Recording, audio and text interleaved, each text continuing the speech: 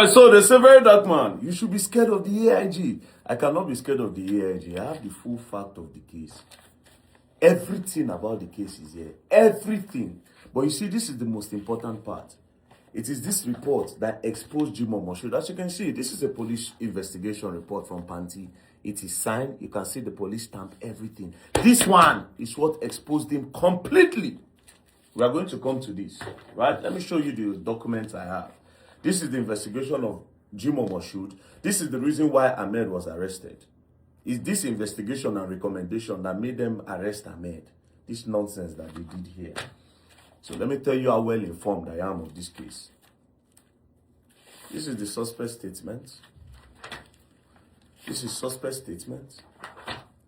This is suspect statement. This is suspect statement. This is suspect statement. This is suspect statement. This one self carries the stamp. This is Ahmed Tajuddin international passports. These are stamps, his travel stamps. This is his visas. Bro, I am well informed on this case. Don't play with me, man. I have everything, every evidence, all right? This is the affidavit that Babajide Akinloye signed to collect the dead body of Prince Ademola Akinloye to stop the police from doing autopsy and investigating the matter. This is the bond he signed to collect the phone. This is the flight ticket of Ahmed Ajiron. This is other statements. This is the petition that was written against Ahmed by the palace. Bro, I have everything of this case, everything, right? This is the first invitation that was sent to Ahmed. This is 2023. As you can see, the first invitation, 19th of May. Anyways, we'll get right into this case, right? So now let's start. So this is the investigation report that led to the arrest of Ahmed Ajiron, right? And this is what exposed Jimohmosh. Now, we'll go straight to the important part of this investigation report. So first things first, let's go straight to the suspect, right? Because it is what the suspect said, and that was what the police relied on to arrest Ahmed, right? So let's read. We'll go to the important part, right? This is a statement by Fatai Fabo that was recorded, and this is where they recommended to the DPP. Now, he said, he made additional statements after Yusuf Ismaila, aka Bariga, was arrested, that he was called by Kenny. Please take note of the name. That he was called by Kenny to send his account number, which he later did, and the sum of 500,000 naira was transferred into his account by Kenny for the job well done in killing Sheriff Salami. He was told that Alhaji Ahmed sent the sum of 2 million naira meant for the killing of Sheriff Ishola Salami. That 4 of them participated in the killing, shared the 2 million naira. Now, this person is saying that Kenny was the person that Ahmed contracted and paid 2 million naira for the killing of Sheriff Salami. So it is this person that got the contract, Mr. Kenny. Please take note of the name. Kenny. Now, we'll now go to the statement of Bariga. We'll go straight to the important part.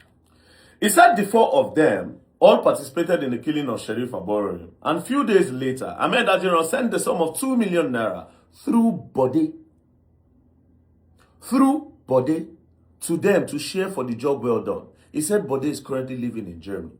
If you remember, Fatai Fabo said they were contracted by a guy called Kenny.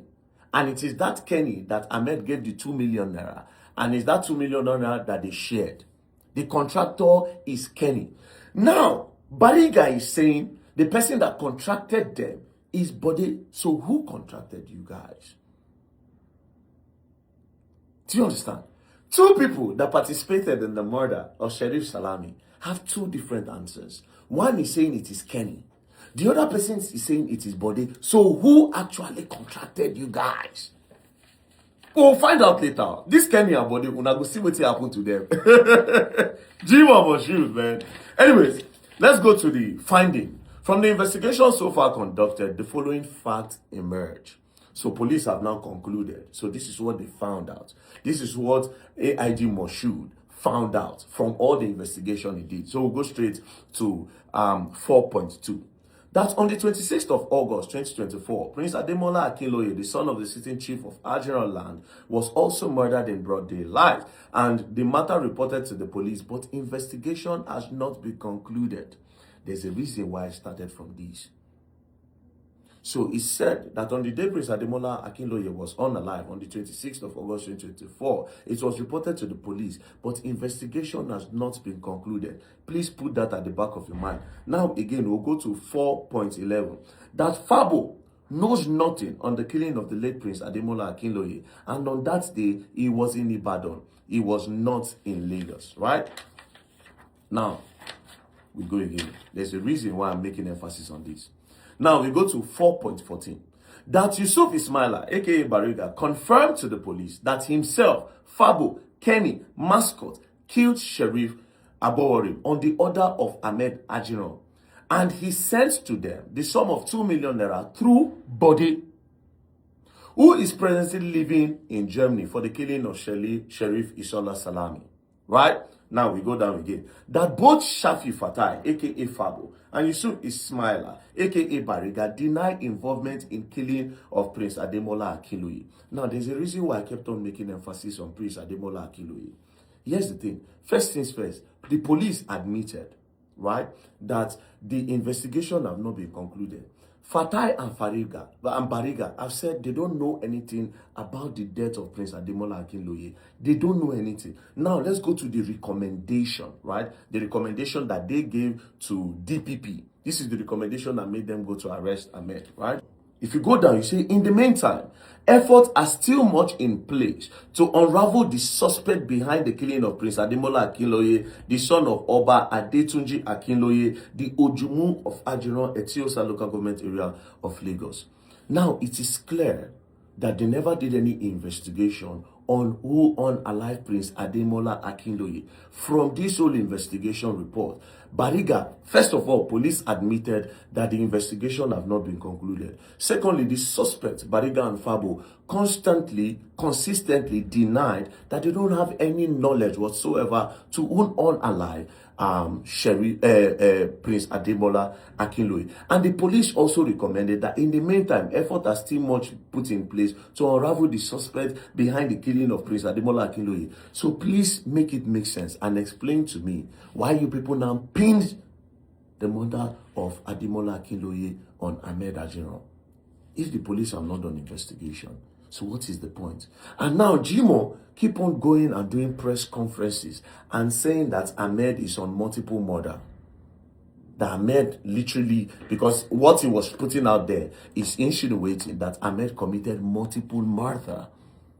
But meanwhile, your report clearly said that you did not investigate. But this one is not even important. Let's now go to the important part. This is what exposed him completely, right? This is the comprehensive investigative report from Panti. If you remember, this case, when Ahmed was arrested, they have already written a petition to the Inspector General of Police, Olatunji Reluwan Disu. Then Disu said, you know what, since you people are not comfortable with AIG Moshood Jimo continuing this case, you people should take it to Panti. So the IG now gave Panti the authority to investigate the whole case. So they collected the case file from Jimo. They now brought it to Panti, and this is where Panti now unraveled everything and exposed Jimo. So we'll go straight to the investigation report, right? It's a whole lot of page, but we'll just go straight to their findings, what Panti found after the whole investigation. So this is the finding of Panti. Please read with me. Findings. In the events of police investigation into the murder cases, the following facts became evident, right? So they did their own numbering in Roman numeral. So let's go straight to the IV. We are going to the important part. IV. That the complainant in both cases is Royal Majesty Oba Tijani Adetunji Akinloye, OON, the Ojumu of Ajiran Land, Lekki, Lagos, on behalf of the Ojumu Royal Palace, strongly suspected one Ahmed Tajuddin, a youth leader and a member of the royal family of Ajiran Land, Lekki, as a prime motivator and facilitator of dual murder. It is from this investigation of Panti that I even found out that Ahmed is also of a royal blood. And I also just found out that Ahmed's house might be where they are supposed to pick the next king from. But that's not important. Anyways, let's just continue. It is important but not important, but let's continue. So this is the important part. That the confessional statement of the 2 out of 4 initial arraigned suspects in court by SS1 SSQ Ikeja were contradictory as to who directly contracted them to kill one of the deceased, Sheriff Ishola Salami, between Bode and Kenny, other names mentioned. So what Panti is saying is that after our investigation, the 2 suspects are contradicting themselves. One of them said it was Kenny that contracted them to go and unalive Sheriff Salami. The other person is saying it is Bode. So which of them? And it doesn't make sense, because if these 2 people are going on a mission, no one be Oga, no one be boy, they are supposed to be privileged to the same information. They are supposed to be given one name, but they are contradicting themselves. One say Kenny, one say Bode. So who be the person? We are going to find out about this Bode and Kenny again. Number VII, that the principal suspect defense of alibi, claiming he was not in the country when both killing of Sheriff Ishola Salami and Prince Ademola Akinloye took place, was investigated and found out to be true. Via Nigeria Immigration Service response to our inquiry in letter reference, they put the reference dated 6 May 2026, Ahmed had told them that, see, I was not around when these 2 people were murdered. So they went further to do investigation, and they now wrote a letter to immigration. Immigration now responded to them from their record and said, yes, this person was never in the country when these 2 people were murdered. Now, I would have also suspected Ahmed if I would have said maybe as they want to 9 year old come out. But then again, Ahmed is a frequent traveler. Even before this incident, Ahmed was traveling. He was always traveling. So, as at this time where this thing happened, Ahmed was not even around. And immigration confirmed it to them, right? Number 2. Number VIII, that the principal suspect bank statement from 3 different accounts showed that no transfer of 2 million naira either to Kenny, Bode, or any other suspected persons within the period under review, contrary to the claim made by the remanded suspect Fabo and Bariga. Remember, Fabo and Bariga said it was Ahmed that paid Kenny or Bode 2 million naira. Now, Panti now went to investigate 3 different accounts of Ahmed, and they found out that there was no transaction of 2 million naira during that period and a period before. They could not find anybody. They could not find Bode, neither did they find any Kenny from going through Ahmed Ajinron's account. And if you remember, these people said it was Kenny that contracted them, and Ahmed sent money to Kenny, and Ahmed sent money to Bode. It never happened, right? We come down again. That the telephone devices of the principal suspect was packaged to NPF NCCC, National Cybercrime Abuja, for forensic profiling and analysis report issued V. They gave the date where they sent the phone, right? They sent it on the 11th of May 2026. That there was no direct single transfer of 3 million naira to Kenny or Bode by the suspect per forensic report on the principal suspect phone from NPF. So when they checked 2 million, they no see. They decided to go further to check for 3 million naira. Just in case he give them extra. They went through different accounts. They could not find Bode or any Kenny. So therefore, there was nothing like that, right? Now they move. That's the bank profile of beneficiary to fund transfer by the principal suspect on the 26th of August 2024, being the date the second deceased was murdered, were checked and no payments made by them to Bode, Kenny, Fabo, Bariga, or Mascot at large to sustain complicity on their part as laundering money for principal suspect to bankroll Dua killings. So they checked, they profiled everybody, and they checked. There was nothing whatsoever. I go again. That as at the time of filing this report, the arrest of Mascot alleged to have participated in the killing of deceased one person alongside Fabo and Bariga is yet to be actualized. Now, Dito One Bode other names unknown, alleged to have been used by the principal suspect as a co-front in the recruitment of Fabo, Bariga, and Mascot in the gruesome murder, as well as one Kenny said to have died mysteriously after a criminal act, as claimed by Fabo and Bariga, is sharing into confessional statement. That the principal suspect flatly denied the knowledge of Bode or Kenny, of Bode or Kenny, or any individual, all fronting for him to perpetrate any criminal act, including the murder of first deceased and second deceased, right? Now, that joint interrogation of 3 key suspects was unsuccessful due to the failure to secure reproduction warrants from court from the release of Fabo and Bariga from the Correctional Center, Kirikiri, Lagos, which led to granting of police requests by National Correctional Service Authority for the interrogation of 2 remanded suspects, Fabo, Bariga, at the Correctional Statement Facility, where they alleged duress in the course of their interrogation by initial investigative team, SS1 tactical team. So they asked the court that court should give them an order so that they can take Fabo and Bariga and bring them to party from prison. Court did not give them that approval. So they now approach Correctional Center and say, see, we have the authority to investigate this matter. We want to talk to Fabo and Bariga. So Correctional Center gave them the access. So Fabo and Bariga was brought out.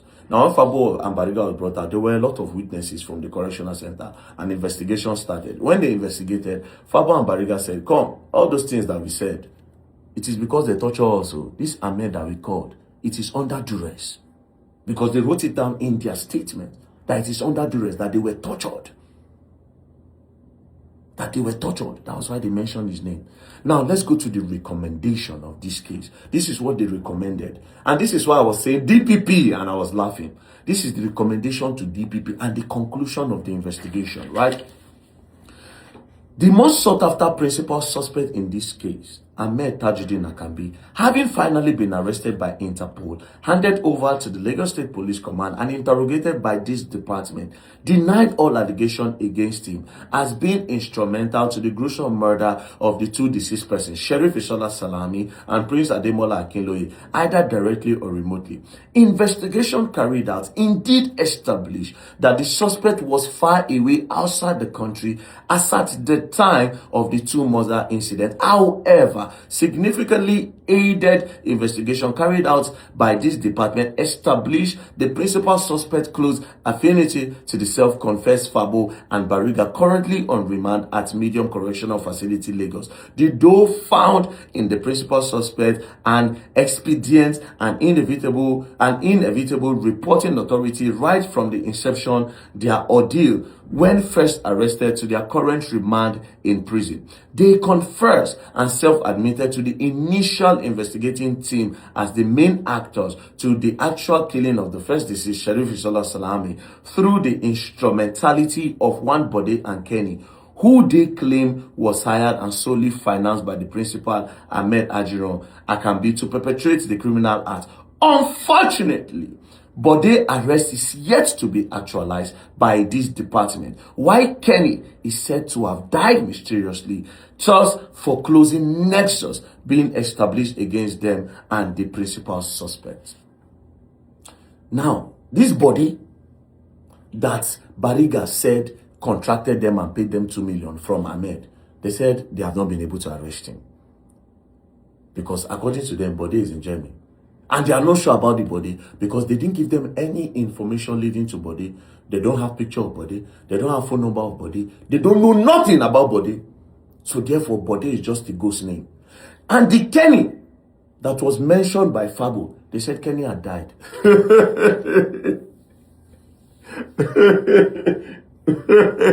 Oh my goodness. Oh my goodness. So the 2 people that can directly link Ahmed. Because as of now, this Ahmed name that have been mentioned, this suspect that have been arrested, they have not had any encounter with Ahmed where Ahmed gave them contract. They only know Ahmed in the area as the king of the boys, right? But they don't have any direct contact with them. The people that contracted them is Bode or Kenny. Now they are saying this Bode, they don't have any identity of Bode. There's no face, there's nothing on Bode. And Kenny They say Kenny don't die. Curiously, in the course of further explicit investigation by this department, self-confessed Fabo and Bariga made a volte-face to their confession made to the initial investigation.